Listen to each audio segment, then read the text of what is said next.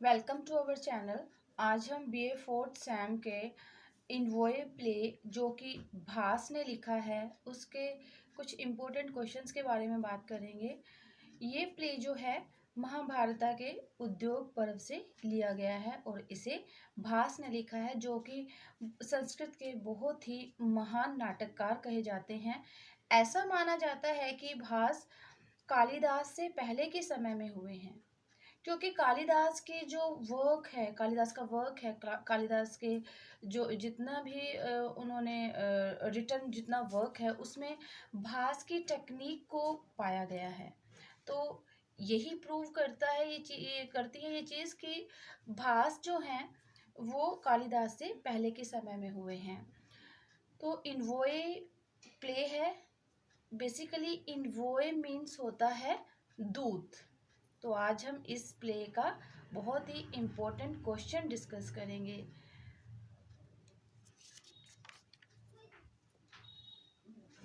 Question है, comment on the title of the play envoy.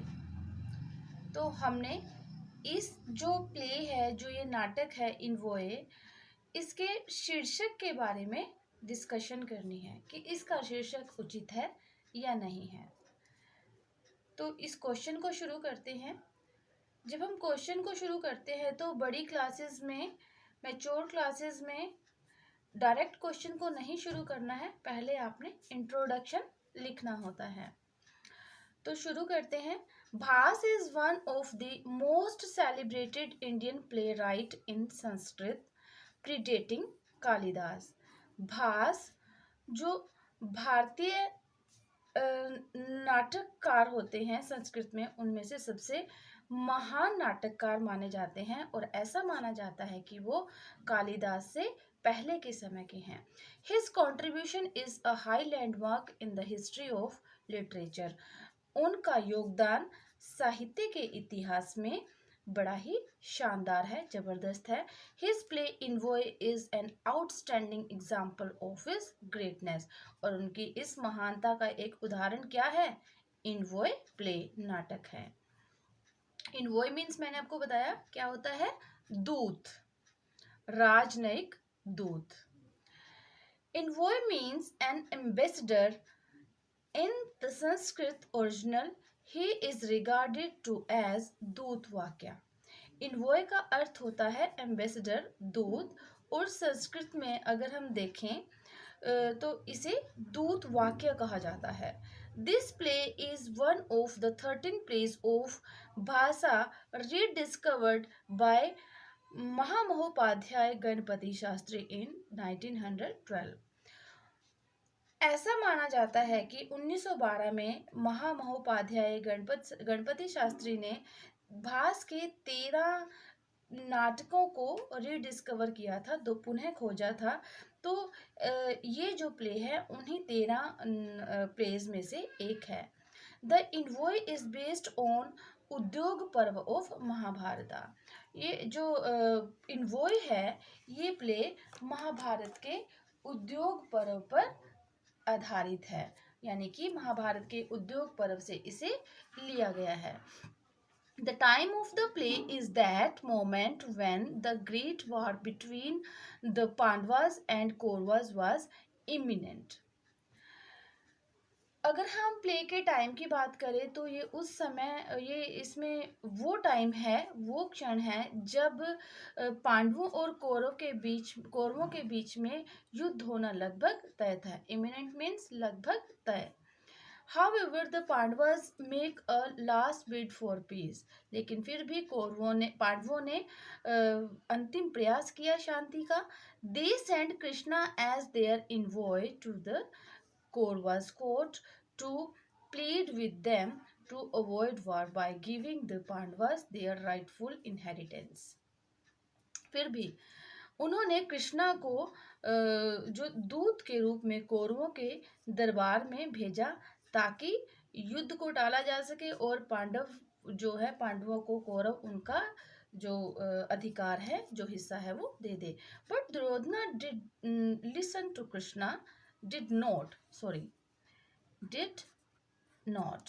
Listen to Krishna, Duryodhan ने कृष्ण की कोई बात नहीं सुनी। He even insults Krishna and called him a cowherd, उसने कृष्णा का अपमान किया और उसे ग्वाला कहकर पुकारा। Krishna enters the court of Duryodhana, Krishna Duryodhan के कोर्ट में, दुर्योधन के दरबार में प्रवेश करता है, एंटर करता है। He says that he has come with a proposal for piece, वो कहता है कि वह उसके लिए शांति का प्रस्ताव लेकर आया है। He has come at the request of Yudhishthira and out of friendship with Arjuna. Krishna कहते हैं कि वो युधिष्ठिर के रिक्वेस्ट पे और अपने मित्र अर्जुन के मित्रता के अधिकार से यहाँ पे आया है। He says that if there is war, the anger of Bhim and Arjun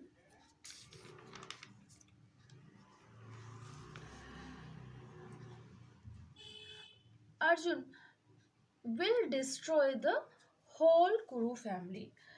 Shri Krishna कहते हैं कि अगर युद्ध होता है तो इस युद्ध में यानी कि अर्जुन और भीम का गुस्सा पूरे के पूरे कुरु परिवार को नष्ट कर देगा। He says that Duryodhana has a magnificent palace, magnificent क्या होता है, शानदार, कि दुर्योधन के पास एक शानदार महल है। He has a big army having elephants and horses, और जो उसके पास एक बहुत ही बड़ी सेना है जिसमें हाथी और घोड़े हैं। But none of it will survive if there is war, लेकिन इनमें से कुछ भी नहीं बचेगा अगर युद्ध होता है। Krishna tells Duryodhana that his brothers, that is the Pandavas, have suffered greatly. Krishna कहता है कि उनके भाइयों ने, दुर्योधन से बताता है कि उनके भाइयों ने, पांडवों ने बहुत कष्ट उठाए हैं। Now they want that their due share of the kingdom should be given to them, अब वो चाहते हैं कि उनका जो अधिकार है, उनकी संपत्ति है, जो उन्हें, उनका राज्य उन्हें वापस लौटा दिया जाए। Duryodhana says that he is not ready to give anything to the Pandavas, अब दुर्योधन कहता है कि वो उन्हें कुछ भी देने को तैयार नहीं है।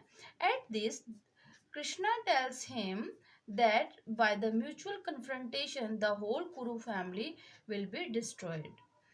कृष्णा दुर्योधन से कहता है कि अगर युद्ध में आमना सामना होता है तो पूरे का पूरा कुरु परिवार नष्ट हो जाएगा। But Duryodhana is adamant, adamant means अडिग है, अटल है अपनी बात पर, दुर्योधन अपनी बात पर अटल है।